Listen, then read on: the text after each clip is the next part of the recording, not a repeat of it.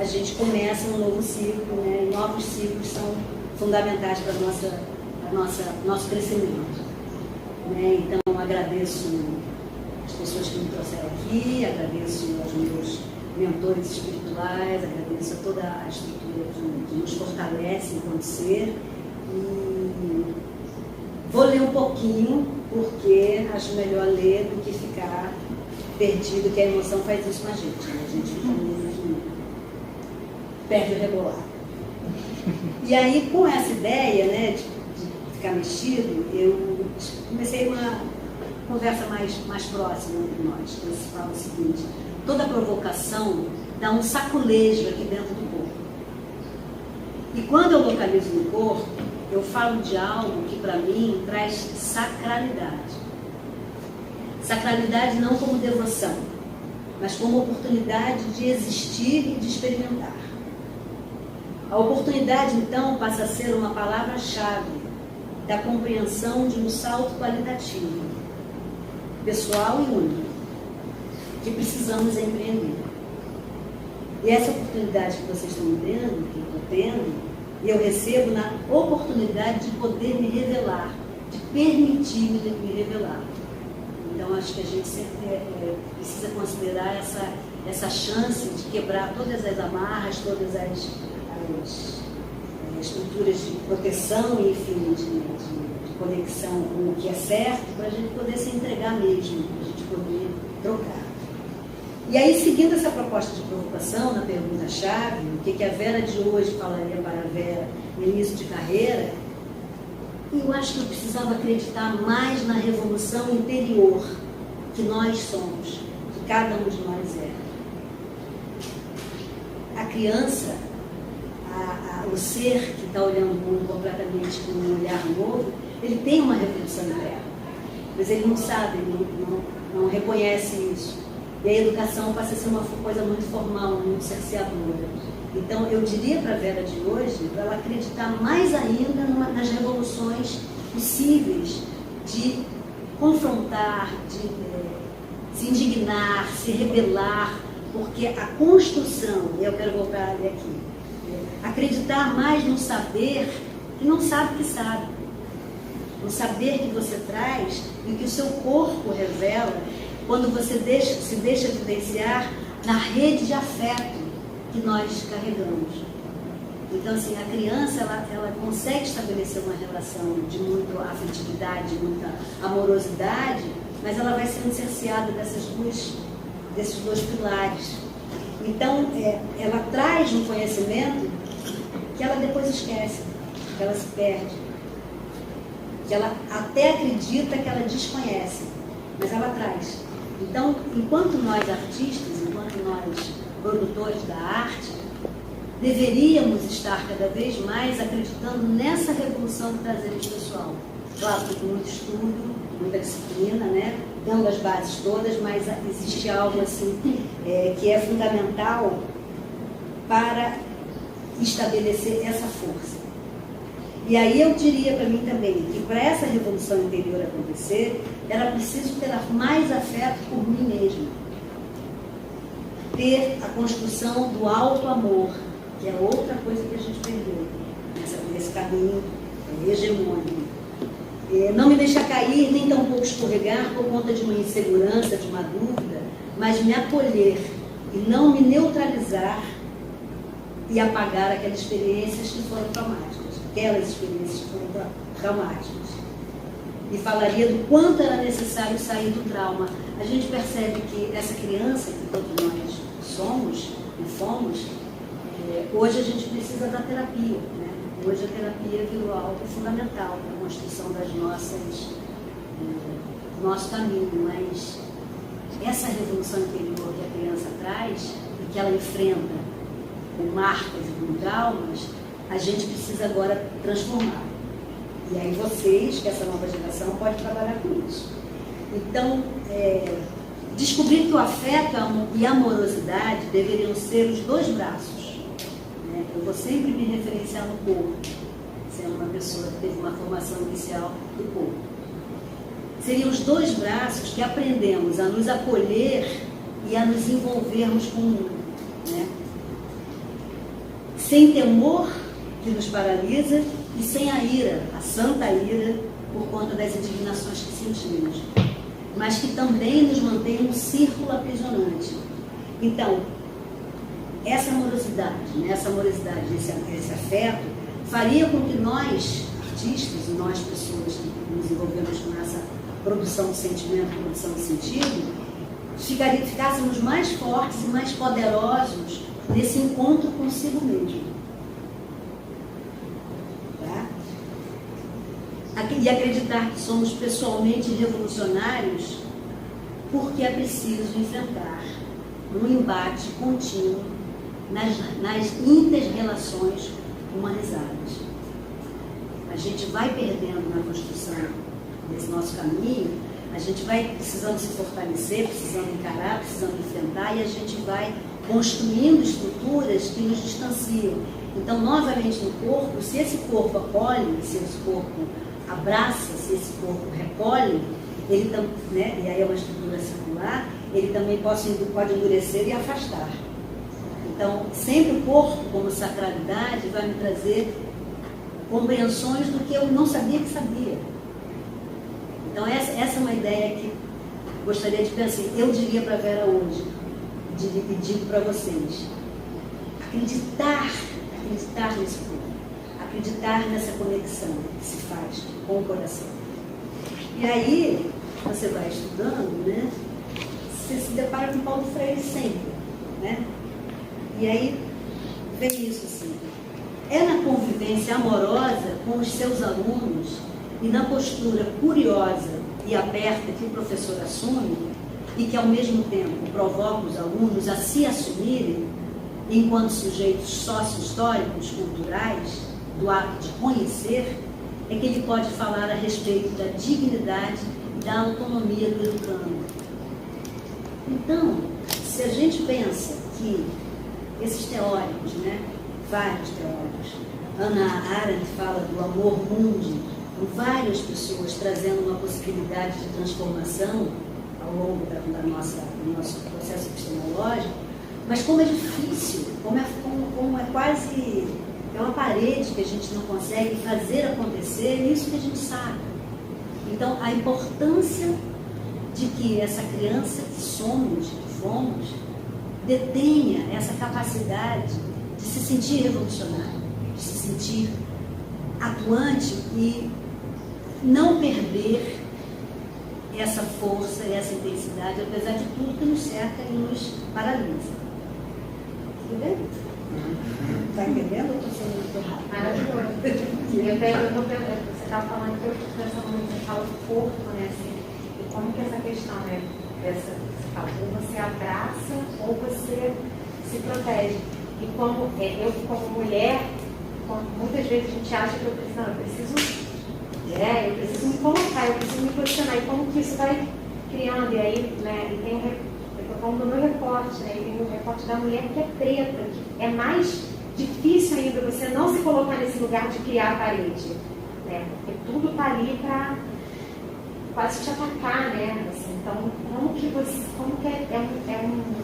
como que é bonito ver você falando isso para você mesmo, porque tem um conhecimento que a gente não é uma maturidade, né?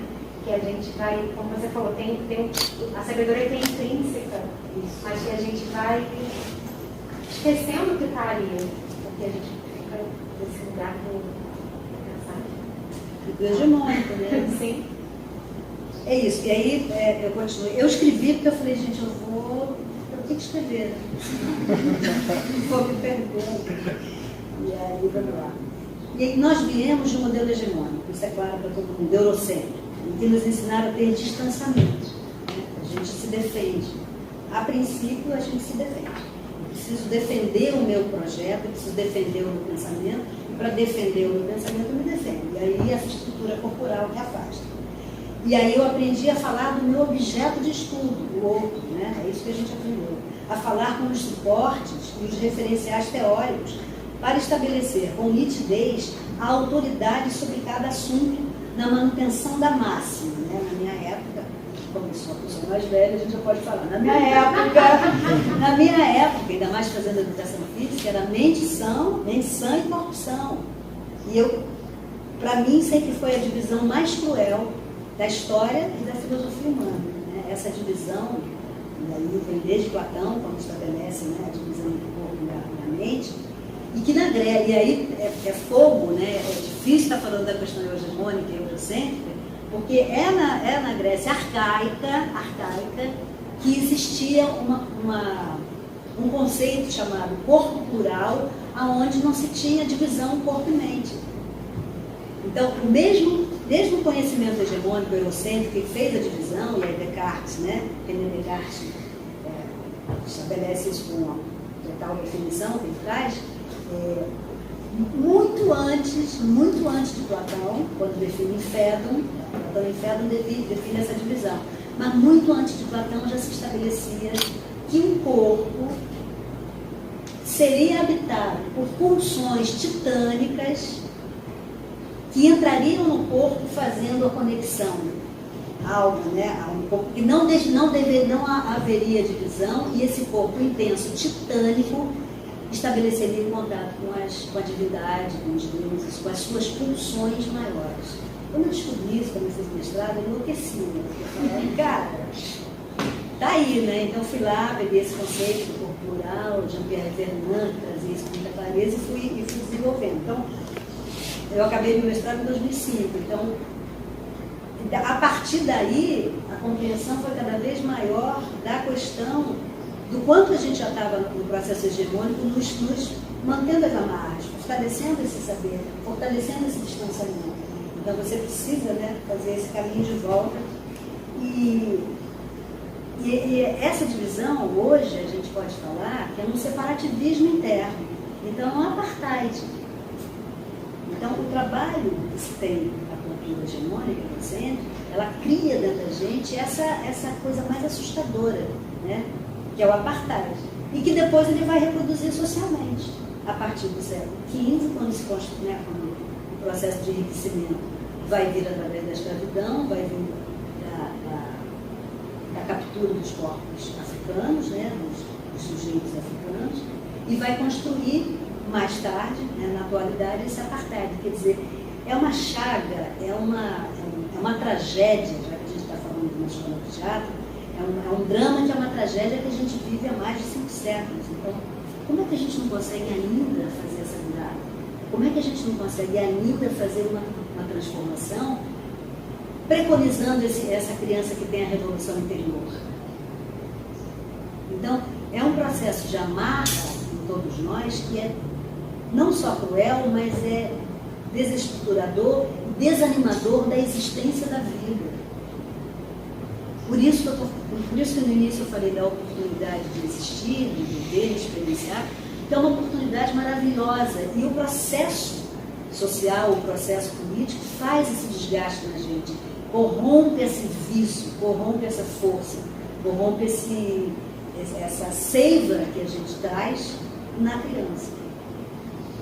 Então, comecei a delirar com isso para falar com vocês e estou indo nesse caminho. Né? E isso, claro, que essa estrutura de mente sã e corpo são, voltando a esse ponto da divisão, né, que leva ao apartheid, ele se solidificou como um cânone, né, de construção, de educação, de família, de sociedade, uma idealização mesmo, politicamente. E essa emoção, essa expansão e essa projeção que a gente, né, que nós, artistas, temos, e as crianças têm, né? A criança tem expansão, tem emoção, tem projeção, a criança tem.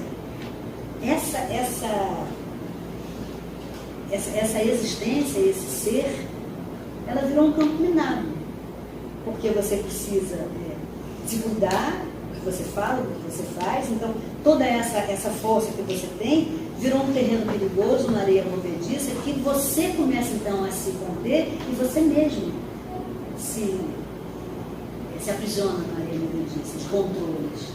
Então, é um projeto social tão impressionantemente bem feito, tão impressionantemente bem intrincado, não na cooptação, mas na ruptura do que somos, do que deveríamos ser, que ele é um projeto que deu certo, né? O projeto social do capitalismo, da escravidão, da subjugação, da subalternação, deu certo. E vai dar certo porque vai exatamente estabelecer seres, vai estabelecer um outro que vai ser o sujeito dessa dominação, e aí vai chegar à questão racial. Mas antes, é sempre importante lembrar que, como nós, né, brasileiros, a gente tem uma série de interferências na construção desse país, é possível pensar num júbilo em que a gente possa entender resistência do povo negro, insurgência do povo negro, sempre caminhando juntas, e que a gente hoje pode apalpar isso com uma outra possibilidade de novas construções. Então, eu confesso que eu sempre deslizei para a insurgência. Eu fui trabalhada no controle, né? Naquele momento de sociedade de ditadura. Eu sou da época da ditadura, sou filha da ditadura. Eu tinha 9 anos, eu estava indo para o municipal. Essa história é uma história que eu gosto de contar porque ela é muito marcante, né? Eu morava no subúrbio, né? Na minha época não se falava periferia, né? A gente falava subúrbios. Então eu morava Madureira, Vicente Carvalho, Bar Lobo, sempre morei por ali. E eu inventei de fazer dança. E minha mãe descobriu que o municipal tinha lá o curso municipal e foi lá, me levou. E aí eu fiz, passei. Depois que eu passei, depois de 3 meses, minha mãe falou: olha, não vai dar mais para você isso, sua tia não pode levar, você não tem como você seguir, então para, aborta, né? Acaba que você chega. Eu falei: não, vou embora, vou sozinha. Como? Morando em Irajá. Vou sozinha. Eu morava no Praça do Carro. Pegava 350, né? Irajá, passei em Irajá. Aí peitei. Mas era outra época. Mas peitei, né? Eu acho que isso eu falo da insurgência, né? E aí, no dia 1º de abril de 1964, estava eu sozinha no ônibus, e aí, quando eu venho chegando próximo daqui da Central, está tudo parado, porque as tropas, né, os tanques tinham vindo de Juiz de Fora para tomar o poder, e estavam chegando mais ou menos ali por 1h da tarde, então estava uma grande confusão aqui. E aí eles entravam para revistar os ônibus. E aquilo ali, assim, nunca mais, né, saiu da minha memória, e a partir dali, assim, esse corpo revolucionário realmente se manifestou como, assim, fundamental para a gente entender a briga que a gente tem pela frente, né? Então, por isso que eu falei aqui que eu confesso que sempre deslizei para a insurgência. E você conseguiu chegar no municipal? Eu não me lembro, não consigo me lembrar. Eu tenho uma vaga sensação de que ou o motorista conseguiu, né, achar um caminho de volta, porque eu não me lembro, foi um pouquinho. foi muito forte. Bom, isso foi um parênteses. E aí, essa fala de hoje, ela me chegou, assim, voltando a corpo, né, feito em dança, né? Dança, quem faz dança sabe que é 7, 8, foi, né? Tipo assim, essa fala assim, quando a Cecília falou comigo, olha, você vai, eu falei, pera, legal. Depois eu falei, gente, atenção, 7, 8, vamos! O que eu faço? Como é que eu vou me colocar? Né? Vamos lá, vamos lá. E aí, primeiro, me chegou como um desafio, né? Como uma oportunidade. E segundo, me colocou com essa possibilidade, me trouxe essa oportunidade de me colocar, conversar com vocês. E aí é que eu entro, assim, no que é mais fundamental para mim. Que é aquilo que eu mais acredito, né? Com essa idade que eu estou, com esse conhecimento que eu reuni, com esses mestres que eu tive a oportunidade de ser aluno, de aprender, entender, né, e propiciar com vocês, de forma coletiva, junto, que essa escola, né, que essa nossa escola, que é a nossa casa, tenha um plano de voo. Um plano de voo em que internamente nós tenhamos políticas afirmativas, que deem voz, sentido e projeção das ações que nós, corpo docente, corpo discente, como cidadãos, possamos fazer assim, atravessar esses muros dessa casa. Isso é uma casa mesmo. Então, para além dos festivais que a Martins participa, e a Martins Pena, que até isso está cheio bonito,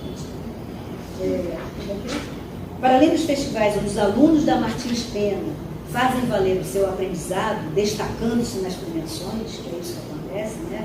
A Martins Pena, o Marcos Henrique, nosso professor querido, ele fala que a Martins Pena tem uma grife da Martins Pena.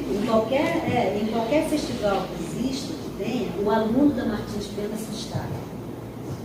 Todos sabem que aquele aluno, faz Martins Pena? Então, assim, há uma grife de uma qualidade que essa escola tem. E também de todos os alunos que já saíram e conseguiram conquistar uma carreira solo e ganharam visibilidade dentro desse sistema blindado, mas que, mesmo que a minha concepção, o meu pedido, o meu sonho seja de uma forma ingênua, né, de uma forma quase pueril, mas imaginar que nós possamos produzir um plano de voo que tenha a potência e a prepotência saudável de produzir mudanças pessoais e coletivas para um caminho poético político. Então, entender corpo como, na verdade, a grande chave que a gente tem, né, a matéria que a gente tem de transformação. E entender corpo como capacidade filosófica de existir. Então, se eu entendo como matéria de crescimento, de posicionamento e como concepção epistemológica, eu tenho um veículo maravilhoso, eu tenho um instrumento fantástico, que é poderoso na sua ação. E esse corpo poético político existindo para a vida, né? Para uma presença, não uma presença estética, como ontem o Rodrigo falou muito bem. Oi, Bruno. Entra aí.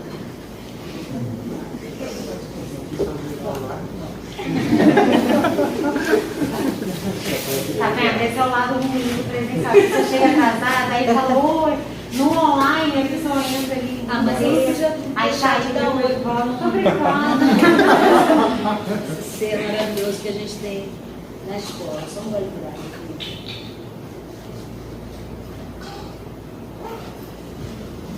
Ontem o Rodrigo falou uma coisa muito bonita, né, da questão da presença, né, não só como estética, né, os corpos negros não estarem ali só pela presença estética. E isso, se construirmos no nosso corpo essa compreensão, essa consciência, a gente estabelece isso no coletivo. Né? Não como um corpo que está presente esteticamente, mas um corpo que é cidadão, que atua, que é ativista e que, na verdade, coletivamente pode fazer mudanças. Entender, e aí a gente pode pensar o seguinte, no início, eu não me lembro a data do livro, mas o ator-compositor, você lembra? O ator, compositor, qual é a data? Eu acho que é uns 2000, 2005, por aí, né? Que foi uma grande revolução, né? Trazer o ator-compositor, né? O ator enquanto sujeito que cria, que produz, que escreve. Esse ator-compositor virou um livro, faz parte da nossa bibliografia, né? Eu confesso que hoje eu já penso que a gente tem, por aí, né? Que na verdade a gente tem o ator cidadão, né? Ator compositor, mas um ator cidadão, quando a gente pega um texto da Gleice Passura, né? A Vaga Carne, que foi a prova mais teve espaço para ser feita, que a gente viu agora, você percebe que aquele corpo é um corpo ator, né? Um corpo ator-compositor, um corpo ator-compositor cidadão revolucionário, que tocou e que afetou todos os candidatos. 2002, Beata. 2002. E a minha história não viajaria para a professora Martins, mas eu percebo essa marca que o Marcos sempre fala, que é a grife da Martins, eu percebo como marca da grife da Martins, os alunos como atores cidadãos. Assim, eu acho que isso é um diferencial da nossa escola, né? A maneira como esse ator se vê politicamente, como ele se engaja politicamente. Eu acho que isso é uma... As pessoas às vezes falam, qual a diferença Martins para cá ou para... O fato da gente ser uma escola pública, o fato, né, da maneira como a gente entende o teatro aqui, né? Então, a gente consegue concluir nisso como docência, como discentes. Eu acho que essa conotação política é muito forte. Assim. E a gente está aprendendo, né? A gente está no processo desse aprendizado, dessa troca. Né? A gente está falando do capital cultural, né? A gente sabe que a gente tem um capital cultural. Então, o que fazer? Então, entender a Martins como uma casa, como um ponto de cultura, né? E um ponto de projeto de aglutinação, de associação de múltiplas coisas. Mais do que só um espaço de formação de ator. É isso que eu estou tentando falar. Entender a Martins, e aí o fato de já ser uma pessoa com mais idade e daqui a pouco estar saindo, eu estive nesse palco em 1968, com 15 anos. Fiz um curso bonito. Entendeu? Não me pergunte, historiadora, com quem foi, né? Porque assim, era tão transformadora. Eu estou na perseguição agora, gente, vocês já estão entendendo. Não, mas eu estou, me tirou, é aquela coisa assim, mas então assim, esse espaço, ele já foi, né, cenário de tantas coisas, de tantas possibilidades, que a minha sensação de estar no Martins hoje é como é que a gente pode fazer esse espaço assim, veicular para fora dos muros, assim, o que a gente faz aqui, ir para o Parque Lage, ir para o MAN, ir para o espaço ali do Campo de Santana, o que a gente processa aqui dentro, que tem a grandiosidade de ter uma ação cultural muito maior do que a gente, na verdade, se circunda aqui. Então, eu acho que às vezes a gente fica, entendeu? Nos projetos e nas dificuldades internas e a gente se isola, e aí fica o ator, o aluno, o cidadão fazendo seus projetos e aí também ele fica sozinho. Então, o que eu sinto muito falta, já guardei tudo, o que eu sinto muito falta é a gente poder estabelecer que essa ação de reunião de um pensamento docente, de um pensamento mais maduro, um pensamento da vitalidade da juventude que chega, é magnífico que a gente pode fazer. É magnífico, assim, a pulsante escola que a gente tem na mão, que a gente talvez ainda não tenha conseguido capturar. Né? E quando eu falo desse plano de voo, né, que eu estou falando tudo isso, é porque, para mim, esse plano de voo, essa coisa pulsante, essa possibilidade fora do muro da escola, é que existe um tema básico, central, que é o combate ao racismo, que é uma luta de todos nós, não é mais uma luta do indivíduo, do sujeito, da pessoa, da pele dele. Nós estamos numa guerra há muito tempo, e essa guerra faz com que esse apartheid continue sim, esse apartheid exista sim, e a gente não se mobilize por essa tragédia vivida no nosso país, na nossa formação. Então, a gente precisa entender que essa escola, como uma escola de arte, produtora de cultura, e não dá para negar, né, gente? Cultura quem faz aqui nesse país é negro. É o samba, é negro que faz. Né? O jongo, é negro que faz. O maracatu, ô minha amiga, né? O frevo, o cavalo marinho, né? O Parintins lá, né? Enfim, uma congada. A gente tem aqui na escola uma aluna que agora está na etapa 2. Quem está em etapa 2 da aluna? Celso está aí? Não, Celso não. Da 2 da noite. Isso. Hilda, né? Não. A Hilda, negra, vem de uma família de congados. Cara, você tem uma pessoa, né, que nem Semane, né? Que é uma representante do cavalo malhado, sabe dançar o cavalo malhado. Ela sabe uma das danças mais difíceis da nossa Constituição, folguetos, manifestações do Brasil. Uma das coisas mais difíceis, de uma rítmica, de uma capacidade de divisão, uma capacidade de potência física, que a gente nem chega perto. Tem uma pessoa aqui dentro da escola que é uma mestra de cavalo malhado. Tem uma menina que está na etapa 2 que é de uma família de congados. Sabe? Então você fala assim, nós temos dentro da escola uma riqueza, um patrimônio material. E a gente não sabe, a gente não percebe isso. Então, esse plano de voo, para mim, ele é plano de voo, é a esteira do combate ao racismo. A gente precisa entender e encarar esse tema, essa questão, como algo assim, que é isso. A Escola Martins Pena tem essa compreensão, a Escola Martins Pena tem essa ação, a Escola Martins Pena tem essa atuação de formar atores, né, que vão para o mercado e sabem se posicionar e não aconteça o que eu vi ontem. Imagina eu dentro de casa, né? Nem louco falou. Minha mãe, senhorinha, então tem as cuidadoras. E aí eu fico falando, bota o nome na novela, eu falo, vamos lá. Aí ontem, quando a cuidadora me gritou, Dona Vera, vem ver. Aí eu fui, Dona Vera. E aí, quando eu fui chegando, a cena já era de todos os atores brancos, que tinha uma voz falando. E ela me disse, o advogado é negro. A cuidadora já está brincando que ela já... O advogado é negro, Dona Vera, vem ver o advogado. Eu saí do estava, quando eu já cheguei, já estavam os atores brancos. E aí a cena foi acontecendo, e aí eu fui vendo, né, a câmera passar, que eu falei, eles não vão mostrar o ator negro. O advogado vai ficar na voz. Já com a voz alta, já gritando. E aí assim foi, passou todos os atores negros, advogados falando, aí a câmera foi para as costas do advogado negro e pegou a orelha e o queixo. E acabou assim. Então, a invisibilidade, né, é aviltante. E aí, como é que... E esse ator que está fazendo a cena, ele não sabia que estava sendo feito assim. Entendeu? Então, é aviltante duas vezes.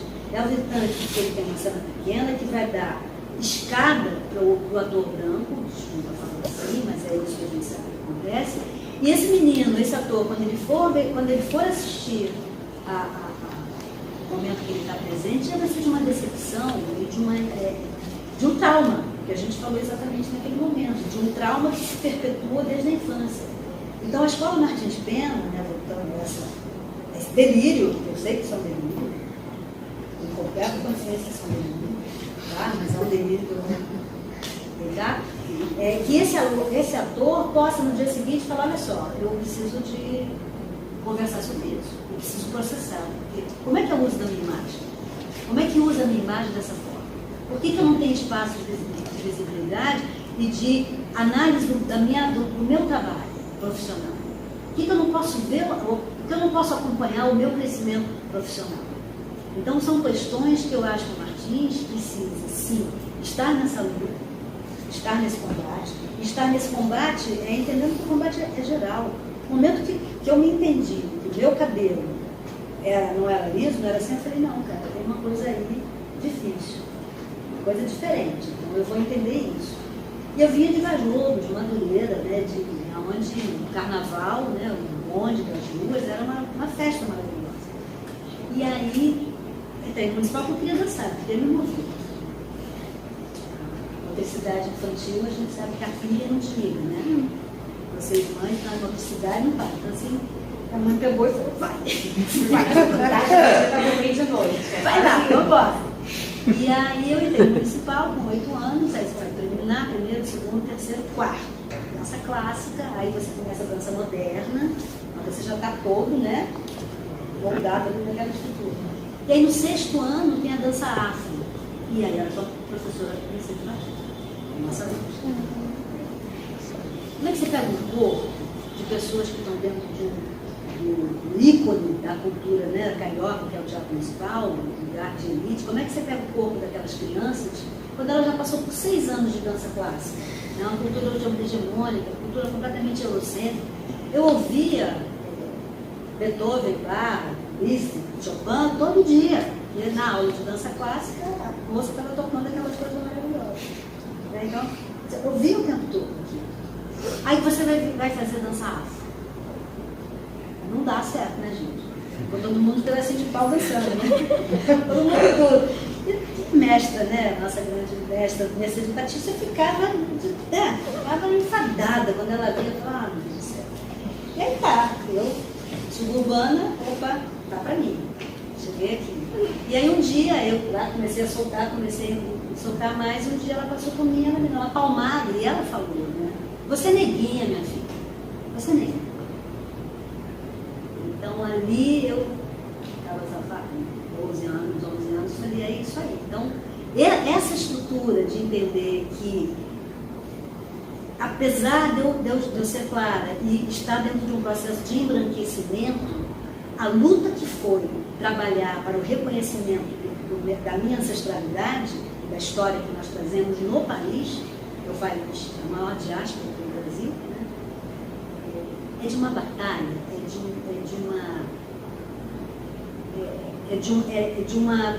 é um confronto o tempo todo com você e com o outro, que faz com que nós, claros, que deveríamos estar ao lado, né, codo a codo, né, como a gente fala, latino-americano, né, ombro a ombro, né, cotovelo com cotovelo, que deveríamos estar cotovelo com cotovelo com essa nossa formação que veio da cultura negra, a gente se afasta, a gente vira inimigo, a gente vira oposto, a gente conquista os espaços que deveriam ser espaços conquistados por eles. Então, isso tudo para falar que quem faz a cultura nesse país é a matriz africana. Quem estabeleceu como diferencial, né? O que a gente tem da cultura europeia é maravilha. O que eu aprendi da dança clássica, super obrigado, genial, aprendi muito. E vou sempre utilizar no que ela tem de melhor. O que aprendi da cultura europeia, com o ABBA, com todas as outras questões da contemporaneidade, ótimo. Mas na hora que eu estava lá nos grupos de dança contemporânea, tinha que fazer um samba. Vera, vem! Eu falava, tá. Né? Então, assim, o outro reconhece em você a matriz corporal. O outro reconhece em você que você tem alguma coisa que não se perdeu. Que apesar de toda a cooptação que a sociedade faz, aquilo se mantém. E para mim isso é a grande revelação, o grande tesouro, em que os corpos têm matrizes e motrizes, né, africanas, eles são um compêndio, eles são uma biblioteca. Eles estão ali no limite de tudo que a gente ainda tem para aprender. E a gente perdeu esse caminho. Então, o quanto que a Martins Pena, enquanto na escola, que traz os corpos negros na cena, que traz os corpos negros, e aí é mais genial, é por isso que eu comecei a trabalhar com teatro, para isso trabalhar com dança, porque é um corpo que dança, que fala, que pensa. Então, esse conjunto é o conjunto que o corpo africano sempre fez na sua maneira estrutural. Então, ontem o Rodrigo falava da ópera e eu escrevi, né? Falei, na verdade, na cultura africana você tem a ópera africana, faz parte. Onde se trabalha máscaras, ritmos, dança, comida, vestuário, cantos. Então, assim, a gente que entender ópera, né, como vocês, alguém entendeu a ópera como uma matriz egocêntrica, vamos mais fundo, vamos conhecer mais assim, o que essa matriz trouxe e traz. Era muito mais confortável eu me sentir uma pessoa que tinha o suburbano, entendeu? Tinha periferia, tinha um carnaval, tinha um samba dentro, né? Dentro em mim, do que querer me tornar uma bailarina clássica. Claro que como eu sou tinhosa, eu fui lá, me formei como bailarina clássica até o fim, né? Me formei. Mas assim, era muito mais confortável dentro de mim me entender como foi esse corpo multicultural. Depois houveram outros problemas, né? Porque também essa coisa, o colorismo estava estabelecido, quem era claro, quem era escuro. E aí eu fiquei um pouco, né, chegaram nos grupos de dança afro, eu não tinha força. Eu não tinha força corporal para poder encarar a batalha que é você fazer uma dança. A beleza de tonicidade, de potência que é uma dança. Maravilhoso, uma explosão. E essa explosão que, na verdade, a gente precisa resgatar e se apropriar dela como uma questão brasileira. É isso que a gente pergunta. Mas quando eu estava nos grupos de dança contemporânea, né, aí eu fazia a representatividade do corpo negro. Respondi você? Sim, obrigada. Fala. Eu fiquei pensando, na verdade, muitas coisas, né, que você trouxe aqui, mas me marcou muito essa questão do corpo e afeto, né? E depois você traz em relação à Marcena, eu fiquei pensando como que essa relação que você chamou de corpo poético, político, né? E ao mesmo tempo esse afeto e o fato de a gente se identificar como filhos da Martins, e isso é um afeto muito grande, é uma relação que transcende a escola só, a gente é filho, então tem um afeto muito grande nessa palavra. Então eu fiquei pensando sobre essa articulação entre o corpo, a cidade, no caso política, né, pode, tudo junto, e essa isso que você chama de insurgência, né, essa inquietação que é tão importante, que com o tempo a gente vai se acomodando, a gente vai perdendo isso, né. Eu lembro que quando eu entrei na UERJ, eu estava no período de greve, né, e aí teve uma reunião, tinha poucas pessoas naquela reunião, mas eu lembro que eu estava tão quieta com tudo aquilo, porque eu queria estudar, eu queria ir, eu estava indignada com tudo. Isso tem tão pouco tempo, mas eu já fui perdendo isso, sabe, um pouquinho, não, tá tudo bem, vai seguindo. E como é importante a gente trazer mesmo os questionamentos da mais vindo de uma pessoa, né, com toda essa bagagem, experiência e tal, e vim despertando isso na gente, essa consciência do corpo artístico, político, e não sei quanto que eu estou falando, mas deixa eu trazer esse... Santinho. É isso que eu falava da boa cidadã, né? Da gente ter essa capacidade, assim, primeiro de se revolucionar, né? Aí é que está no poder da vida. Você precisa criar essa revolução interna. Você precisa se desconstruir, você precisa se reconhecer como algo que você sabe que está em ti. Você precisa ser muito honesta e ética com você. Por isso eu falava no início da experiência de existir, a oportunidade de viver. Porque é uma experiência, você é uma experiência com você o tempo todo. Então, eu acho que essa revolução interior, se a gente consegue, numa escola de teatro, plantar isso nos alunos, dele fazer esse processo, mediante todo o aparelhamento que ele recebe, toda a saraivada de flechas que ele recebe, ele deixar de ser ele, não é isso? A gente, na sociedade, a força que faz é para a gente deixar de ser a gente. Então, se numa escola de teatro, se a gente conseguir estabelecer essa semente em que você vai entender, você enquanto processo, então o trabalho é sobre si. E isso, em diferentes sociedades, a gente sabe que existe essa palavra, trabalho sobre si. E esse trabalho transcende a questão técnica, a questão escolar. É espiritual. Viver é espiritual. Existir é experiência. Experiência espiritual. E a arte, ela passa a ser, na verdade, não uma grande escola, mas a arte passa a ser uma grande propulsão dessa experiência espiritual. de existir. Só que como a gente misturou religião, como o Rodrigo falou, né? Religião é religária, uma coisa assim, a gente misturou, fez essa confusão, né? A experiência espiritual africana é muito maior, ela é muito mais abrangente, ela é muito mais construtora de ser. Mas como nós não estamos dentro da experiência espiritual africana, ou indígena, nós somos seres urbanos, como você falou, não pode, a arte passa a ser, na verdade, um grande caminho. Então, se na escola a gente conseguir construir em cada um de vocês uma reflexão, uma retroalimentação do que você é de verdade em conexão com o seu próprio afeto. Né?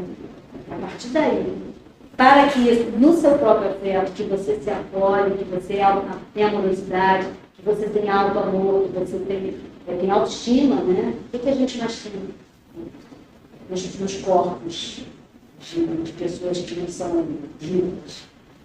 É a baixa estima. O que a gente mais vê quando chega no Martins Pena? São corpos subalternos. Eu fui desesperada, não são. Tenho vontade de entrar e botar no colo e falar, faz assim, faz assado, olha o caminho para... Entendeu? Eu fico nessa loucura.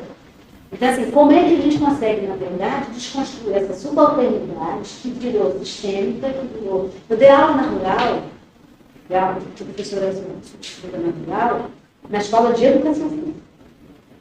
O curso de educação física é um curso que, na verdade, é um curso de menor, né, valoração para você entrar no vestibular.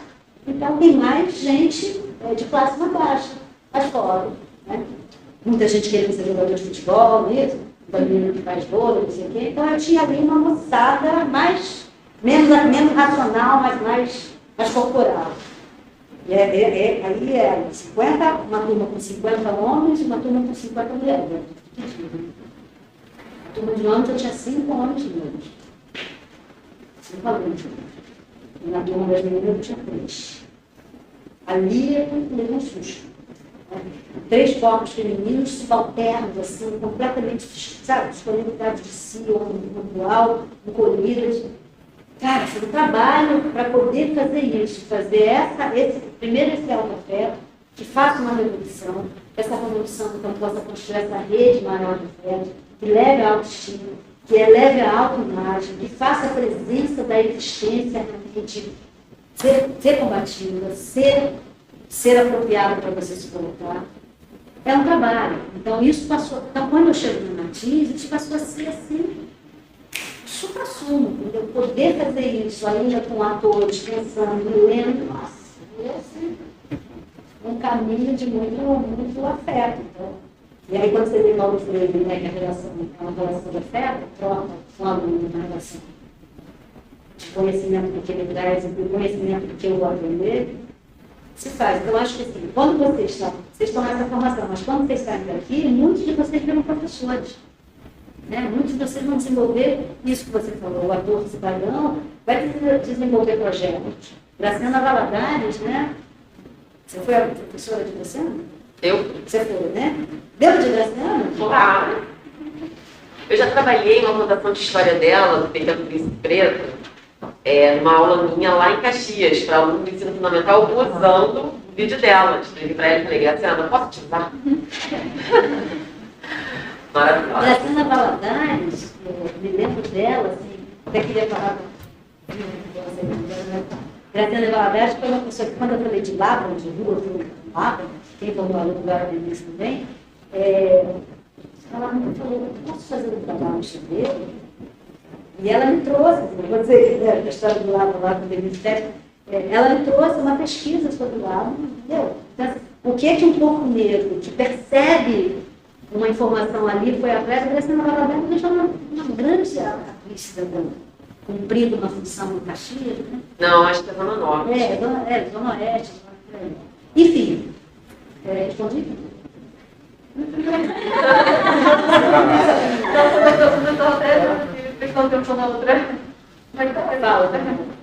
Primeiro, muito obrigada por todas essas palavras, muito bom. Realmente abre muitos caminhos. Uma pergunta que me vem é, se nessa sua carreira, em todo esse caminho, você se viu, se colocou, conseguiu se perceber em trabalhos ou instituições onde esse corpo revolucionário ou esse corpo afetuoso não pôde se expressar. Se você se percebeu, talvez, dentro de uma instituição onde não podiam ser faladas certas coisas, ou em alguns trabalhos, projetos, onde falar te complicaria e você precisava ficar. Se já aconteceu esse tipo de situação e se sim, como que você lidou com isso? Narayana, Isso. Isso acontece com todos. Você, as pessoas trazem você para um trabalho que eles querem fazer.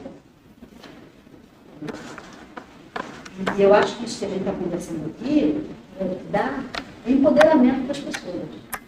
Construir empoderamento nos corpos. Que é uma palavra que virou uma palavra de moda que todo mundo usa. Foi trazida pelo povo negro. Assim, trazer, e aí, tudo bem, vamos, na verdade, construir novos seres. E se a gente está no século XXI, como é que eu vou lidar no século XXI ainda com a cabeça do século XX, do século XIX? Não dá. Se eu não construir essas pessoas, todas as pessoas com esse novo pensar, com esse novo homem, a gente perdeu a chance. A gente perdeu a oportunidade de fazer uma construção realmente revolucionária. A gente precisa mudar o sistema. Não tem mais como, gente. O sistema não é o sistema educacional, não é o sistema da política. Isso aqui é o nosso quintalzinho. Aqui, vamos fazer, a gente não consegue fazer aqui. Olha o tempo que existe daqui a 10 anos, eu não sei quanto tempo você está aqui, eu cheguei em 2007. Olha o tempo, porque tem embates, tem disputas, tem confusões, porque você quebra o poder de cima, não pode fazer sempre. Então, resta a você, indivíduo, docente, pelo menos sujeito que pensa transformador, sujeito transformador, acreditar no outro, acreditar no que você está podendo ali plantar, acreditar na ideia de que em algum momento vai acontecer. E aí, de novo, a gente pensar na ideia de Sankofa, né? Que é aquela imagem do pássaro, que está olhando para trás, está para que a linha é abissal, ela vai para a origem, né? Você está no mar, você está perto de uma montanha, se você olhar para o fundo, aquela montanha que está do seu lado, não é abissal, né? Você não vai falar, oi, deixa eu voltar para é abissal. Então, assim, essa estrutura abissal define que o que está acima é visto e o que está abaixo é invisível. Invisibilizado. Então, a cultura hegemônica, a cultura egocêntrica, usa como metáfora básica de se saber essa régua. E aí eu fiquei lendo e falei, cara, é uma régua. Né? A régua com medidas, aqui no topo, vai descendo, descendo, descendo. Daqui, você imagina uma linha no horizonte, né? E essa linha. Tá, abaixo da linha do horizonte você não vê mais. A velha história do iceberg. A gente não vê. Então, a cultura africana, a cultura das etnias, né, e aí a gente pode falar das outras culturas, a indiana, a asiática, a gente tem acesso, mas no caso do Brasil, é indígena, no caso do indígena, então a gente tem acesso e está invisibilizado esse corte vertical, essa linha vertical, esse esforço que faz, mantém a gente nesse processo educacional, de estabelecer o que está acima do que é visível e o que é compreensível para o nosso conhecimento. E a roda, ela vai ser exatamente uma estrutura em que, primeiro, você vai se olhar no olho. Você vai estabelecer encontro. Você vai estabelecer afeto. Você vai estabelecer capacidade de coletividade, de união. E que a roda também traz a questão da infância. E aí eu achei interessante porque retoma aquela fala lá da infância, da importância de ser educado tão cedo, por conta de uma estrutura que é as estruturas étnicas que trazem a cultura árabe, a cultura indígena, trazem a gente. Então, a ideia de uma possibilidade, de uma nova matriz mesmo, uma nova matriz, é preciso ser escrita. É preciso ser ainda completamente reescrita, restabelecida. E há um nível de invenção, nós aqui brasileiros, há um nível de invenção que é muito interessante na nossa criatividade, e a gente ainda deixa passar. porque a gente precisa aprender os nomes de reconhecimento, de academia, a gente precisa ter todas as autoridades desse saber. Então, eu acho que a Martins Pena, nesse momento, ela traz essa insurgência, essa rebeldia, onde indignar-se é algo importante da gente viver. Indignar-se nesse momento que a gente está vivendo, indignar-se nessa situação de hoje de fevereiro, de Petrópolis, todas as coisas que a gente está vivendo, a gente precisa se indignar. Então, a escola precisa construir, na verdade, atores, atrizes, cidadãos cada vez mais. Não é com esse eco entre nós, como docente e docente. Isso aqui zero. Tá?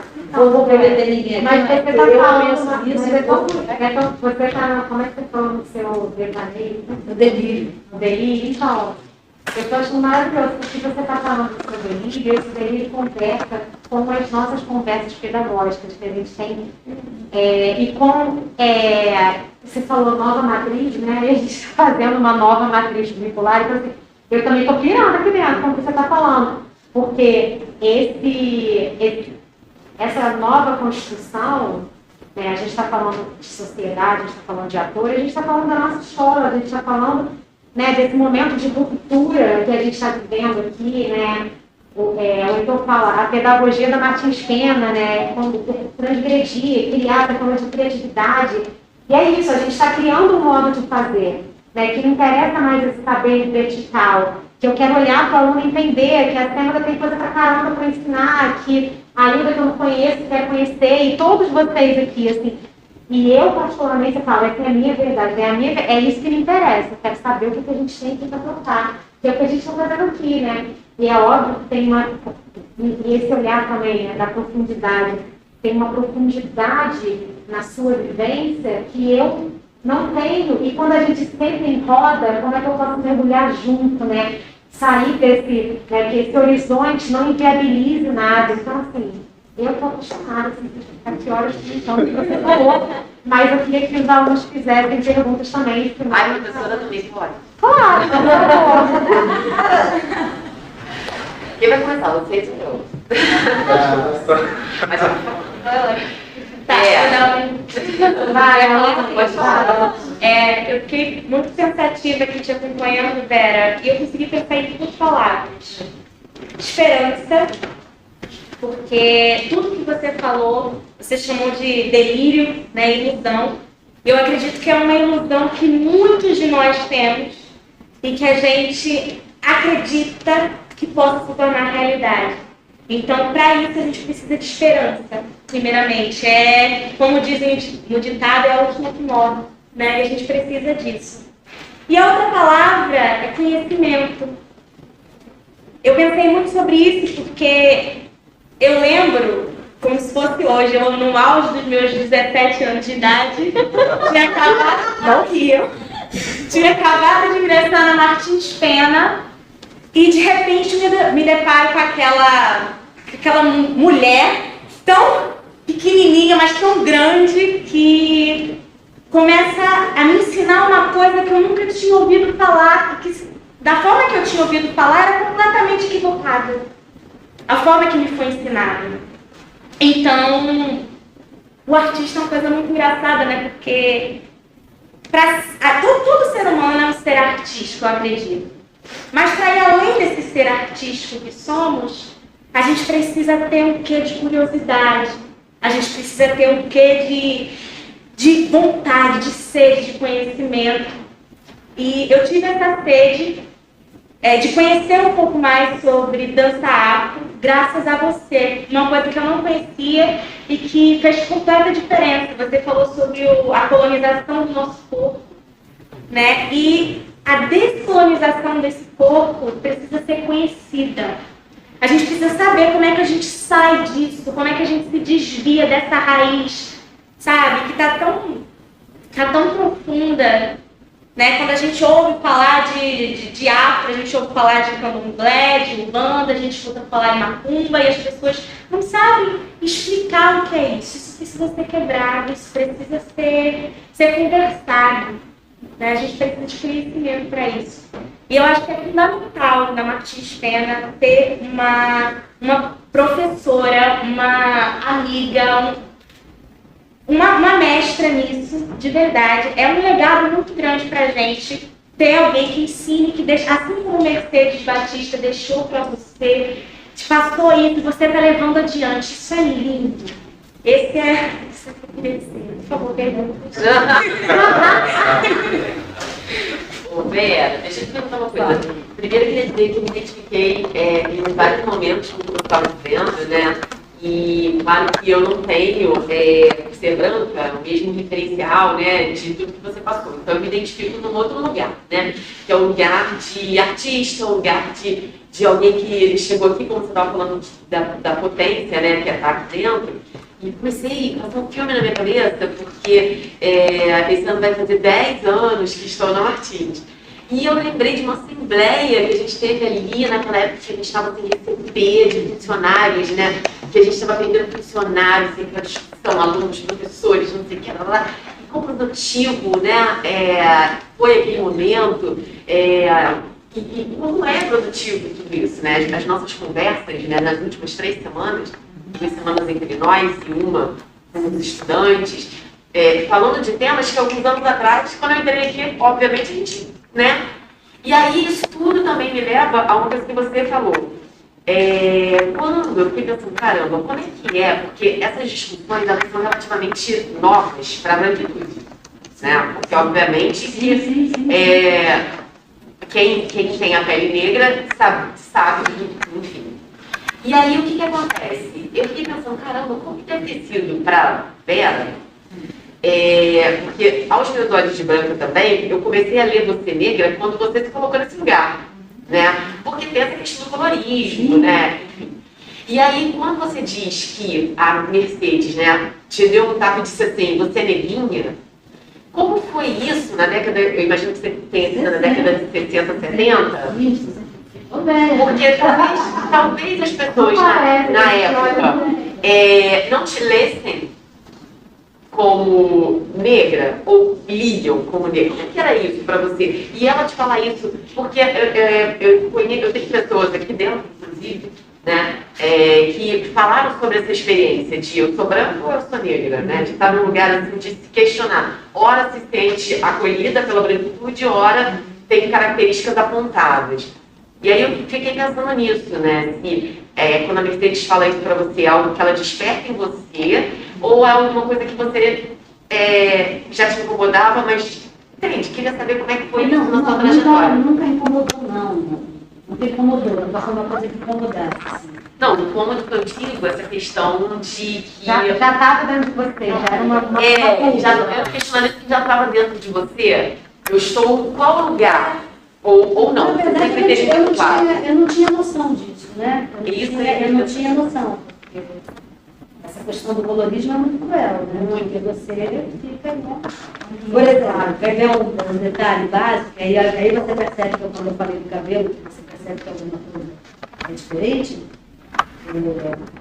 Quando eu tinha 8 anos, o cabelo da gente é muito fininho, né? A criança é muito fininha. Aí eu comecei a crescer, então, comecei a que o cabelo começou a crescer, minha mãe começou a me levar no salão de beleza para esticar o cabelo, para botar uma pasta. O cabelo começou a ficar enrolado.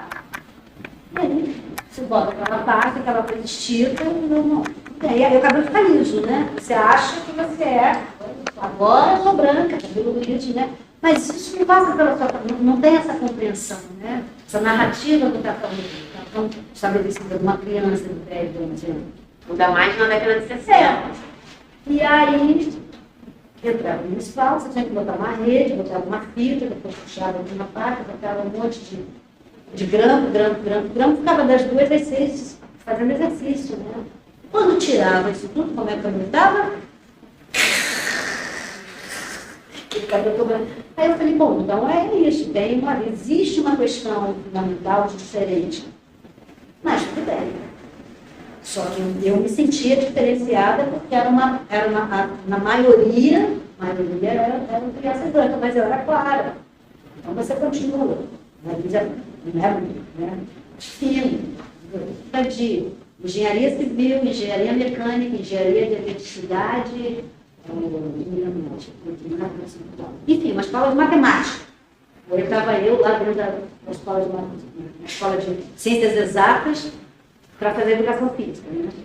E aí eu já consegui fazer dança e teatro, aí me metia lá.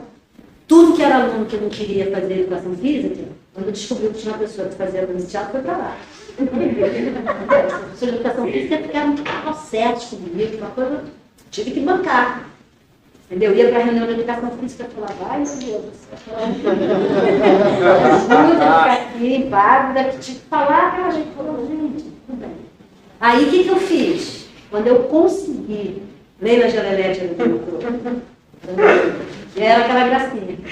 E aí eu tive sorte de ter uma diretora maravilhosa. Cheguei para ele e falei, vamos montar aqui um centro cultural. Doido! Como assim? Vamos ter um palco ali, vamos fazer um centro cultural. Aí mobilizei a escola, entendeu? Então assim, você consegue. Aí achei um plano. Né? Então acho que isso precisa se adaptar, porque você não pode perder aquela oportunidade. Você conseguiu chegar ali, vai fundo. E não perder essa energia, né? Não perder essa energia. Porque você fala assim, cara, vamos lá, vamos fazer essa cultural. Trabalhar com aquela louca. É isso aí. Tinham 3.000 alunos, 300 professores de estado e sala.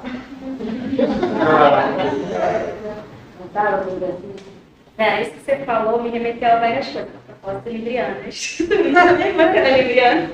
A Renata também, né? A Renata falou que era libriana, eu falei, para. Ai, que maravilha.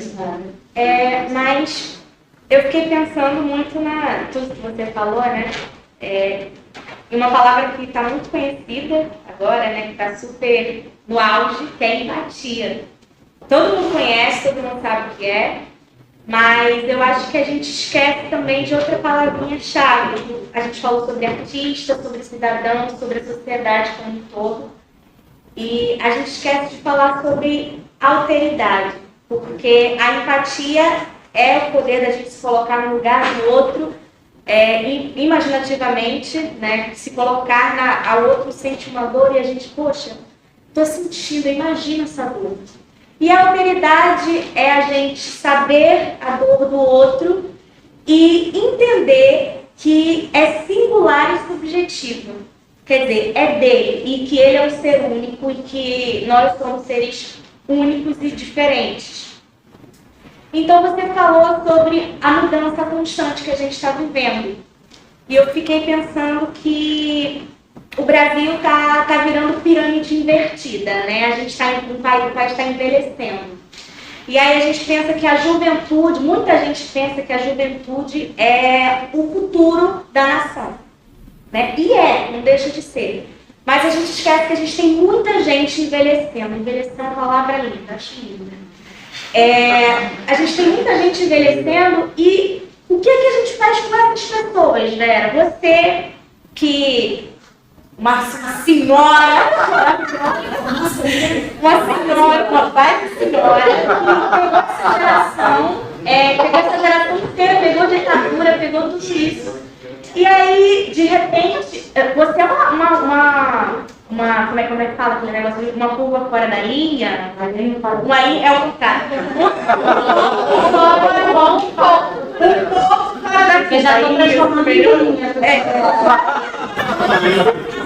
Um pouco fora da curva, porque você é de uma geração que a maioria das pessoas são analfabetas. Né? Eu digo isso pela minha avó, porque a política de estudos era diferente, tinha muita dificuldade, que hoje não tem, tá difícil. Mas eu falo, então, deixa eu te falar. Então, sim, total, mas o que eu quero dizer é que o que a gente faz, como é que a gente conversa, como é que a gente chega, como é que a gente abre a cabeça, a mente dessas pessoas, que são pessoas geralmente muito certas daquilo. Você falou antes uma frase, né, de um filósofo, que a gente tem que entender que a gente sabe tudo. Né? E essas pessoas acreditam que sabem tudo. E tem toda a questão da juventude de hoje em dia, de não se colocar no lugar de saber bastante de não ouvir essas pessoas, né? E por causa dessa mudança também, por essas pessoas terem essa mente tão fechada, então dizem que elas estão erradas. Enfim, como é que a gente pode caminhar de uma forma para que... A gente está falando sobre duelo de gerações, né? Diálogo de gerações. Como melhorar? Como melhorar esse diálogo? O que você acha que a gente pode fazer para dialogar, né, entre esses dois grupos? Eu acho que a arte, ela atinge a fé. Ela toca. Então, eu acho que nós, artistas, temos um poder na mão para, na verdade, não tirar a certeza. Tinha um professor chamado Juraci Cansado, ele dava aula de Dorinho. Esquece, porque você velho, né? Um monte de ele dava Dorinho, né? Dorinho, você sabe que é aula de massagem, sabe, caminho de casa, genial. E era o Juraci Cansado. Ele falava de certeza. Você fala que tem certeza? Na verdade, não é princesa, na verdade você é um certeza. Né? Brincadeira, né? A certeza faz com que a pessoa se endureça, se enrijeça. Né? Não permite o diálogo. E aí, a gente tem que considerar que foi uma geração inteira construída nessa forma. Né? Minha mãe está com 90 anos de idade, é um tônus que você fala na vida. Como é que pode? É um tônus impressionante com 90 anos de idade. É uma geração que construiu o Brasil. Né? Desconstruíram o Brasil. Se a gente tem uma história mais ancestral dos negros, né, calçaram as ruas, né, sempre foi muito. E olha os tamanhos de meio fio, como é que foi isso, né? Essa história que a gente vive. Mas esse grupo etário foi a construção, né? É Vargas, é toda uma estrutura de construção que eles chamam de certeza. Então, é muito difícil transformar. Né? Minha mãe passou a vida inteira falando comigo, vai fazer concurso, o Banco do Brasil. Faça concurso para qualquer lugar. Faça concurso para a FATEC, ela disse. A sorte é que eu consegui trabalhar numa despesa. A sorte eu vou conseguir pegar o conhecimento. Isso, mas a sorte. Entendeu? Ela desceu. Sorte nossa. Né? Que é uma questão de vocês. Qual é o mercado de trabalho de vocês? O que vocês vão se deparar lá fora? Como é que vai ser isso? Que construção de mundo é essa? Porque essa geração, a gente, com a nossa arte, pode tocá-los, pode afetá-los, pode, de uma certa forma, encantá-los, né? E aí achar esse plano que eu estou falando, achar essa passagem. Mas que mundo é esse que, na verdade, vai precisar que seja construído para que vocês possam ter trabalho, para que vocês possam ter dignidade, né, gente? O que a gente tem aqui é construção de indignidade. A gente tem que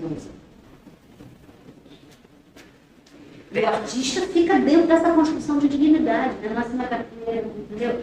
Tem na área. Ramon, não vai falar? Você não Chamou. Quem me dá problema, não vai falar. Enquanto eu estava falando, eu queria falar eu estou aqui, eu tenho a oportunidade de viver e como o capitalismo, né, como que a gente transforma isso num sofrimento. Né? A gente tem uma dádiva, né? Para mim é uma dádiva. E como que a gente consegue viver num sistema que transforma essa dádiva num sofrimento? Isso ainda está aqui assim. Eu ia falar também. Ele está falando, tá? Eu estou falando. Vai, você acabou de retornar, você tem direito. Vai. Então, eu só queria, na verdade, fazer uma observação na sua fala em relação a Martins Pena, de um lugar mais prático. Enquanto aluno, eu acho que eu sinto falta da Martins Pena ainda ser, para além de sala de aula e para além de montagem, um espaço cultural vivo. E eu queria uma dúvida mesmo até, se isso depende só do corpo discente, do corpo docente, ou se isso é do sistema, de FATEC. Por quê? Eu acho que uma escola centenária, com a importância que a Martins Pena tem, com essa construção dos alunos, cidadãos e tudo mais, como é que a gente não tem um festival de esquete aqui para falar sobre essas questões que a gente está falando aqui agora? Como a gente não tem seminários e convidados, como tem sido a Semana Pedagógica, ainda que tenha, mas com mais frequência, entende? E projetos, por exemplo, de dança e por aí vai, enfim. Então essa é uma dúvida que eu tenho e até um questionamento mesmo do porquê, e eu ouço até de ex-alunos que dizem que a Martins Pena era muito mais viva do que é hoje em dia. Tudo bem, nós passamos por várias transformações e nós ainda estamos também passando pela pandemia e tudo mais. Mas, enfim, eu acho que eu fiquei com essa reflexão e como que a gente, foi como você disse, né, para fora da porta da casa, como daqui, a partir de agora, como a gente cria, como a gente faz, sabe, para chegar para ser mais do que só conhecido, sabe? Tem gente que eu falo na rua que não conhece Martins Pena, como assim? Não, uma amiga minha, vou te dar a palavra, uma amiga minha perguntou assim, vocês têm influenciadores digitais?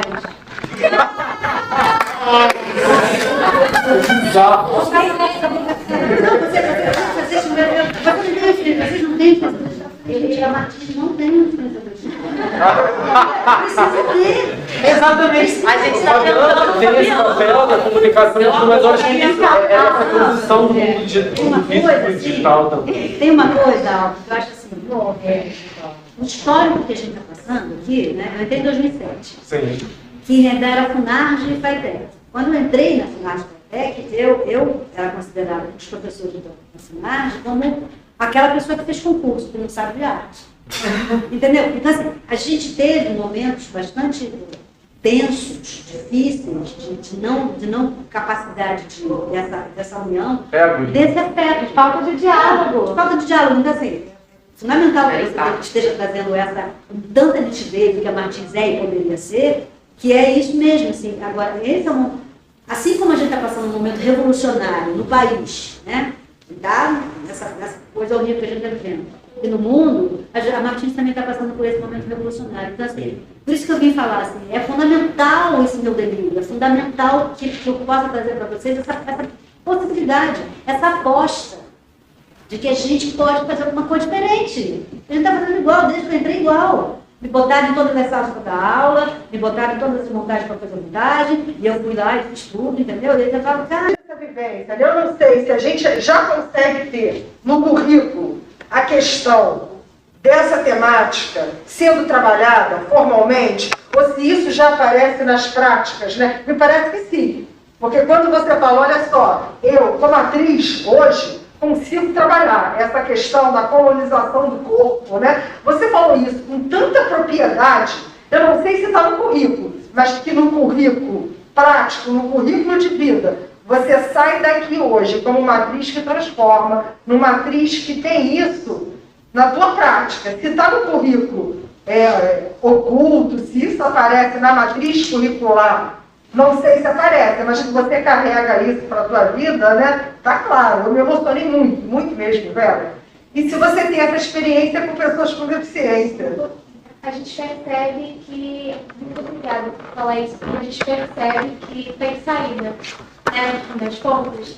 E só para, antes da Velhinha falar, eu quero agradecer muito, porque o que você falou agora é um movimento que me interessa pessoalmente. Eu tenho um irmão autista de 9 anos de idade, vai fazer agora dia 25. E eu fico pensando, eu faço teatro e o teatro me consome e me dá vida todos os dias.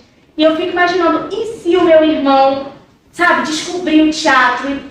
Eu tenho certeza que vai ser fundamental para ele. Então, é um movimento que a gente precisa olhar. Obrigada. Só para a gente finalizar, a fala de Bianca, para a gente não, só para a gente poder Passar para a segunda etapa.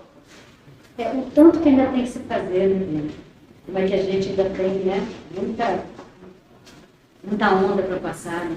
Porque, claro que o trabalho de arte é fundamental para as pessoas, né? Seja qual for a deficiência, né? E assim, eu sinto assim, que aqui na escola a gente, na verdade, começou agora esse processo de recebimento, como é que vai acolher as pessoas com algum trabalho, mas ainda é muito incipiente. Então, é preciso a gente construir também isso, né? Quer dizer, como por exemplo, no caso da Angel Viana, no caso do corpo, né? Uma das saídas que a Angel percebeu, muita propriedade assim, de entender pequeno mercado de trabalho, ela começou a fazer a parceria do corpo dançante com a Sara Kubitschek, com o musical Sara Kubitschek. Então, a dança passou a ser uma dança que promovia trabalho em corpos que estavam paralíticos, corpos com dificuldades mentais.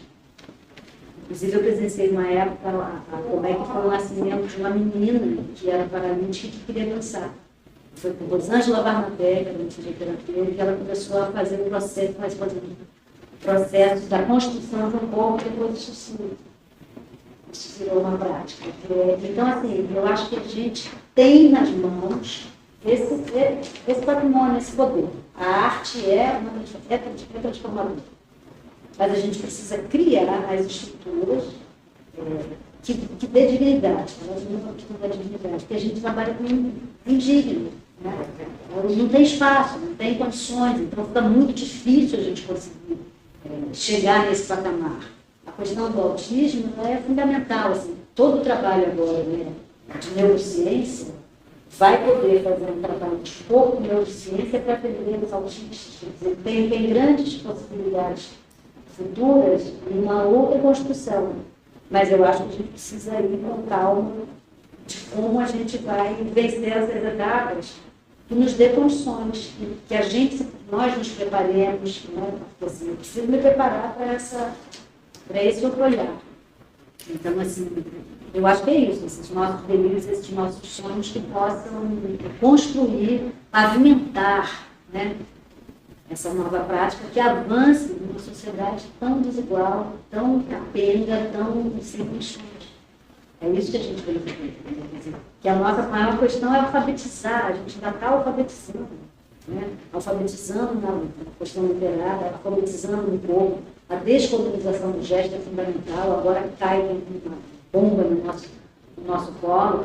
Então, politizar esse corpo, transformar esse corpo em capacidade de ação e ativismo, né? Porque são experiências isoladas, são muitos estão fazendo, mas isso enquanto formação, isso enquanto proposta, né? de uma compreensão de nós, educadores mais velhos, com esse olhar, com essa função. Então, assim, tem muita pavimentação para fazer. Que bom que você conhece Paulo Werneck, que conhece a Maracina. Então, acho que a gente que bom a gente poder estar com essa, sabe, com esse arcabouço que a gente já tem, defendendo, estabelecendo esse presente e abrindo um campo no futuro que serão para eles, né? Então, assim, vocês vão poder fazer coisas futuramente que a gente está aqui movendo, e aí, por isso que a gente precisa demais da contribuição, demais da fala do você. Que bom falar de problema, que bom falar de problema. A luta não para. Gente, queria agradecer a presença de todos, agradecer as contribuições. Jéssica, você queria fazer uma pergunta? Não, boa noite. O que eu ia falar, assim, a medicina, de certa forma, ela foi complementar, né? Falar, na verdade. Mas da acessibilidade, eu queria que a Verinha falasse um pouquinho, né? Porque a primeira oportunidade que eu tive de pisar na Martins Pena não foi nem como aluna. Foi numa apresentação do Sarau Preto, que foi feita pelos alunos do núcleo do NUPENC, né? E eu queria que a Verinha falasse um pouquinho sobre qual foi, assim, o processo, por que você viu a necessidade, assim, de criar esse núcleo aqui na Martins e apresentar, de certa forma, para os novos alunos, porque é importante que a gente fale que tem esse movimento aqui na escola, né? E foi a partir dele que surgiu também o Sarau Preto, né? Foi várias pessoas que se apresentaram aqui, pegando o gancho do que o Álvaro falou, assim, eu costumo dizer que a gente, na nossa vida, a gente tem que, às vezes, voltar para o ponto primordial, né? Então, acho que esse momento é um momento da gente recomeçar, e é estaca zero mesmo, assim. Então, que a gente possa, assim, reunir toda essa energia que a gente acumulou nesse tempo e agora colocar em prática e trazer realmente propostas, assim, eu tenho certeza que os professores e professoras vão abraçar. Naquele momento da ocupação das escolas, lembra? A gente teve uma situação no Brasil inteiro, assim, cumprir, entendeu? Então, assim, esse é um momento extremamente emblemático que a gente pode, assim, até ter um suspiro, sabe? dragão está ali quieto, ele está podendo suspirar. Então, há uma chance maravilhosa da gente fazer algo assim, que a gente nunca fez. Que em tempos, tipo, imagina, a direção dessa casa ser Cláudio Viana. Vocês conhecem Cláudio Viana, que foi marido de Angel Viana? Não tem gente, escola vazia. Só tinha sua turma. Então, assim, a gente está... Tem tudo isso que você está falando, né? Tem até o... Assim, a gente perdeu muitos professores, isso é real, né? Então, assim, tem um processo de reconstrução, né? Mas, Cecília, tem também a questão de que esses festivais, quando aconteciam, eles muitas vezes estavam na mão dos próprios alunos. Os próprios estudantes estavam produzindo esse evento. Claro. E aí, por exemplo, vinha Simone Calil fazer a crítica para entregar depois. Então, assim, os professores participavam, mas quem estava ali levantando tudo também era o corpo estudantil. E tinha Grêmio atuante, não sei quem. Então, assim, tem uma parte que está na mão de vocês, sabe? Que vocês têm que chamar essa responsabilidade. Vocês têm que organizar as coisas entre vocês e chegar e propor, né? Hoje, o diretor é o Marconi, né? E a coordenação está comigo e com Cecília. E aí chegar para a gente, chegar para a Adriana, para a Joyce e falar: olha, a gente está pensando em fazer um festival, a gente está pensando, entende? Tá, como que vai ser isso? Quem vai participar? Sabe? Então é uma articulação também que precisa acontecer, porque a gente tinha estudantes aqui que queriam aula no feriado. Entendeu? Professora, eu dava aula de teoria, não estava dando aula de interpretação, não. E o cara chegava e falava: tem 3 feriados esse semestre, a gente vai repor quando? Opa, calma aí, amigo, é feriado, entendeu? Mas no é muito futuro legal não tão pensar distante, a gente dá aula domingo, né? No futuro não tão passado, não tão distante, a gente domingo. A gente saía muitas vezes aqui no fim de semana, mas às vezes eu já me deparei também com uma nova geração de estudantes aqui. Se eu falasse que eu ia fazer alguma coisa no fim de semana, peraí que não estava no edital isso. Que eu teria que vir aqui para um ensaio. E eu, what? Aula sábado não está no edital, né? Aula sábado gente, então tem uma mudança total, assim, é uma loucura pra gente também. A gente também tá vendo muita mudança desse. Mas assim, eu não tenho mais fone, mas ver um show super aberto pra ouvir vocês. Eu acho que a gente tem que cultural na escola, né? Claro! Fortalecer nessa... Não era mais sobre complementar isso que o Álvaro trouxe, porque é exatamente esse lugar do happening, né? Você falou, a gente tem muitos alunos aqui, tem a menina do Congado, tem a semana do cavalo marinho, tem Gui com circo, tem um monte de coisa aí acontecendo, um monte de gente me pergunta sobre sapateado. Tudo isso poderia estar acontecendo se a gente tem esse momento, esse lugar de se apropriar para além desse espaço como espaço estudantil. A Constantine falou, nós somos filhos. A partir do momento que essa coisa da casa acontece, a gente consegue estar em casa para articular isso bem. Isso é fundamental, porque eu acho que essas trocas, óbvio, precisam entrar no currículo, estudar no mínimo teatro grego. É o mínimo. Assim. Eu quero saber a pra mim, eu tô sem óculos. Esse é o momento, eu quero você para vocês não fazerem isso. Mas, para além, né? O que a Belinha falou desde o início, a nossa contribuição cultural é muito vasta. E é óbvio que a gente não tem como botar tudo isso enquanto currículo. E esses happenings são essenciais nesse momento, porque se eu tenho um saber que eu posso dividir com essa galera, a partir do momento que eu tenho esses lugares de prova, que eu tenho festivais acontecendo, ou que eu tenho atividades que sejam extra mesmo. Sei lá, tem um horário, um buraco de tal hora a tal hora, tem um sábado que depois da aula de segurança do trabalho, pode virar um sábado, um momento dos alunos terem essas provas.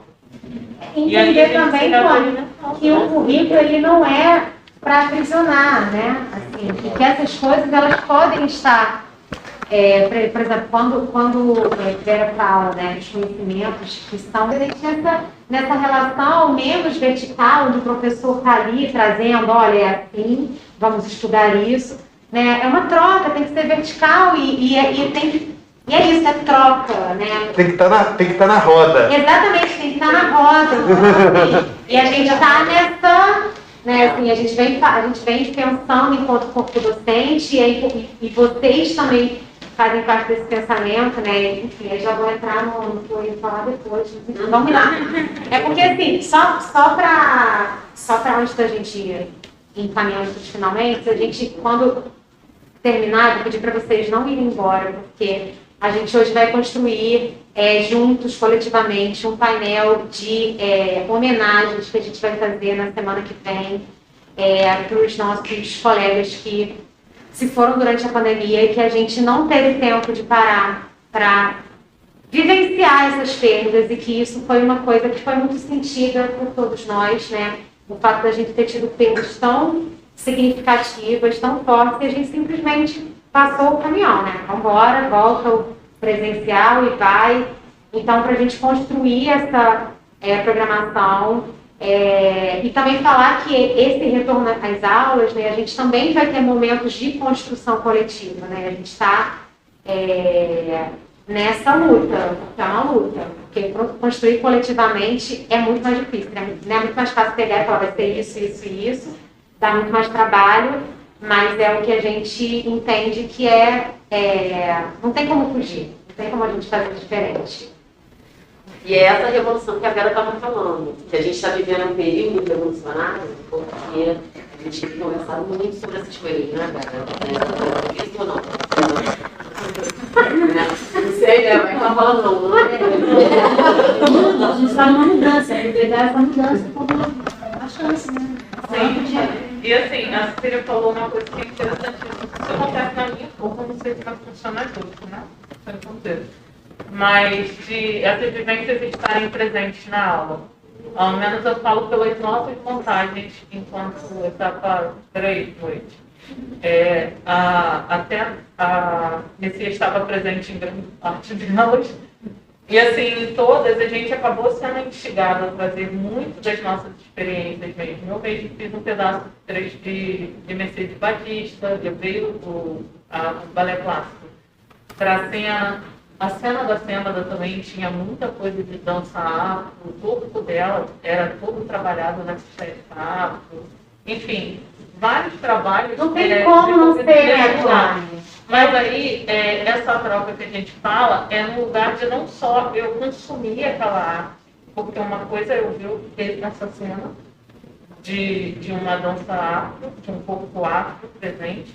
Outra coisa é alguns dos meus colegas terem visto uma cena um clássico. E outra é efetivamente a gente poder trocar essas perspectivas, essas experiências, né? E aí, esse caiu a luz. Caiu um frango. O controle remoto. Esse que é o legal, né? Da gente conseguir, para além da experiência de ver a expertise do outro, você realmente poder experimentar aquilo, né? Tipo, cara, e aí? O que a gente pode fazer? Pô, tu canta bem, vamos cantar comigo esse pedaço? Como é que eu canto isso? Como é que eu faço para encostar minha voz?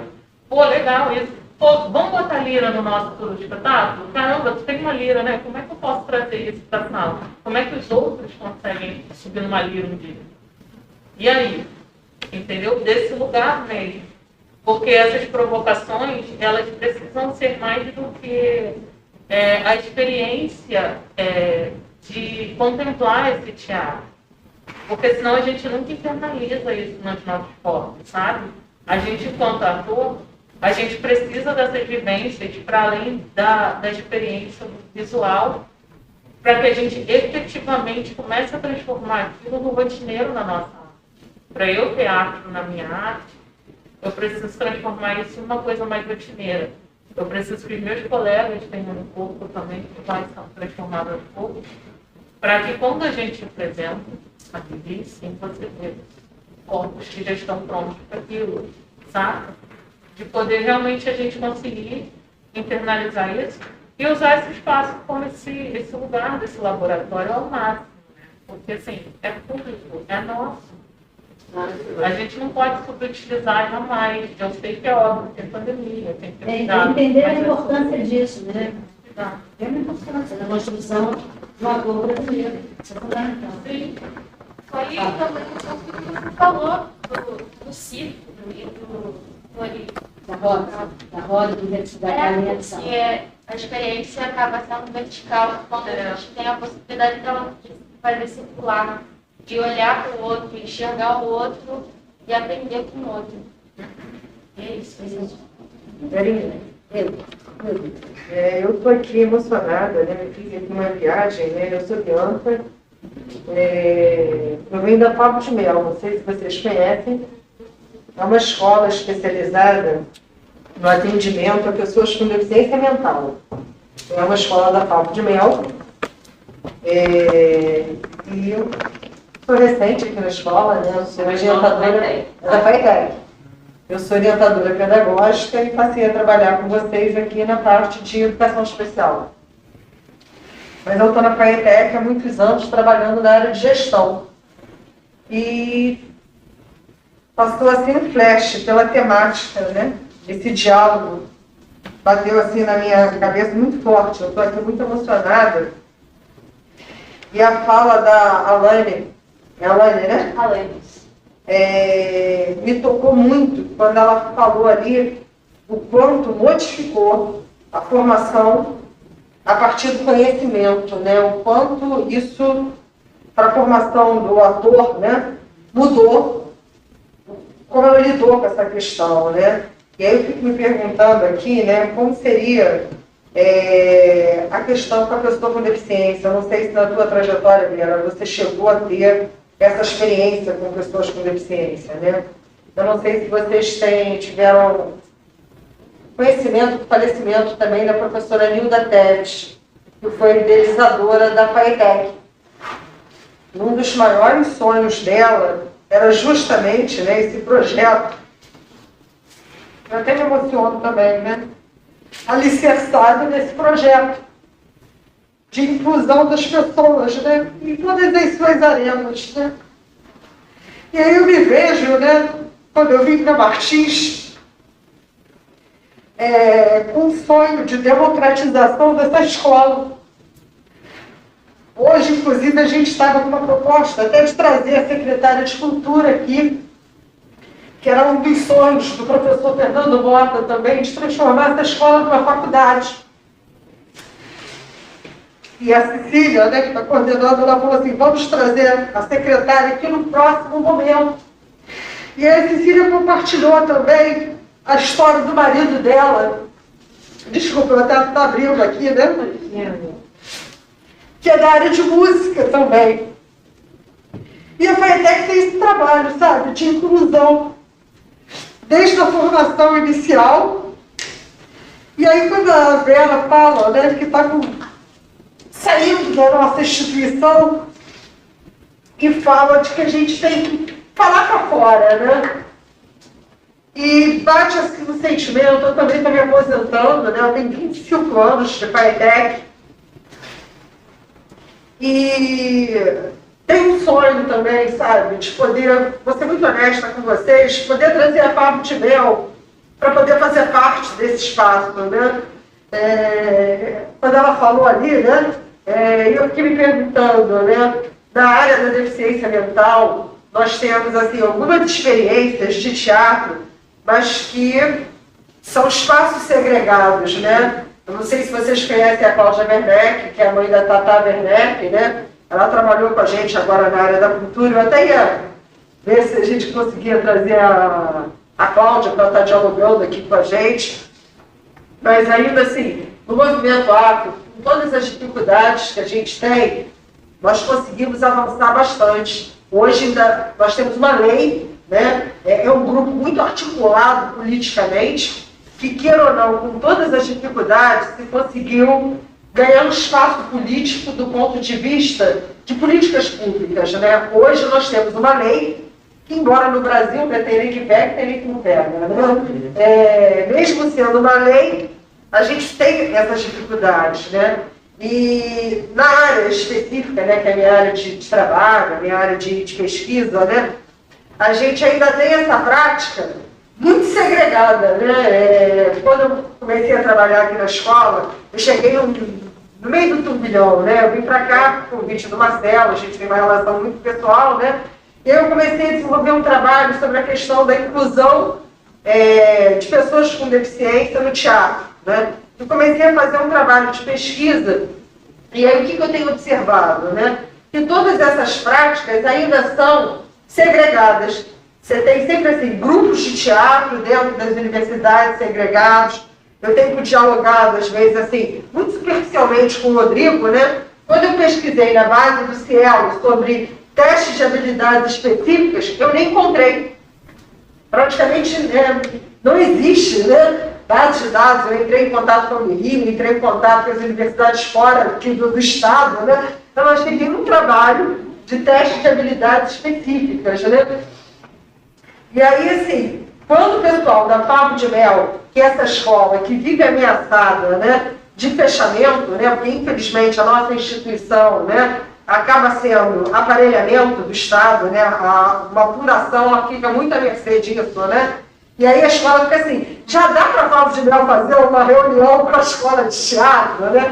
Como quem diz, vai ter um espaço para a Favo de Mel, ter um espaço na escola de teatro. Gente, calma aí, a gente está tentando ver a possibilidade da Martins Pena começar a trabalhar para que ela possa atuar como faculdade. Quando ela virar faculdade, a gente vai ter um espaço de aplicação. Mas já pode fazer reunião na escola, né? Para que a gente possa atuar. E nós temos aqui na escola professores que trabalharam lá em Quintino, na escola de teatro, né? E aí alguns pais falaram, mas vai ter um curso de teatro aí na escola, né? Aí eu queria ver com a Vera, né? Que tem essa sensibilidade, essa experiência, né? Conforme a Lani falou, por esse jeito, será que daqui a algum tempo, né, a gente vai ter esse movimento de um teatro? Eu conheci a Ana Lu lá na Cultura, né? A Ana Lu ganhou um edital, né?